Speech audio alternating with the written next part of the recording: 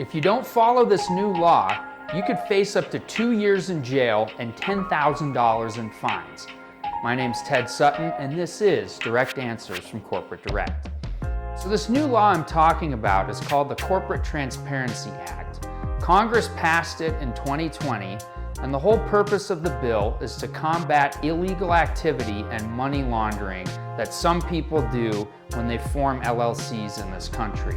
So under this new act, beneficial owners and companies are required to report certain information to FinCEN, which stands for the Financial Crimes and Enforcement Network of the Department of the Treasury. So, who does the Corporate Transparency Act apply to? Well, it applies to any business that's formed with the Secretary of State. So this is corporations, LLCs, and certain types of trusts. Now, there are some exemptions to this new law, and if you meet them, you don't have to report this information to FinCEN. The biggest exemption is the large company exemption.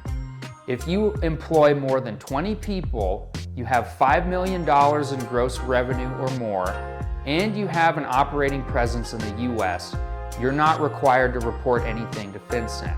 But if you fall below that, you are. So there's two pieces of information that you must report to FinCEN: beneficial ownership information and company applicant information.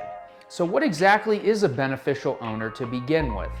Well, a beneficial owner is somebody who owns 25% or more of a company, or anyone who exercises substantial control over the company. This substantial control prong is meant to be read broadly. If you're a manager of a company and you own less than 25% of the interest in it, you'll still qualify as a beneficial owner because you exercise substantial control over the company. What must beneficial owners report anyway? They must report their legal name, their date of birth, their residential street address, and either a passport or a driver's license. And the second type of information that people must report is the company applicant information. A company applicant is somebody who files or directs the filing of the document with the Secretary of State. So what must these company applicants report anyway?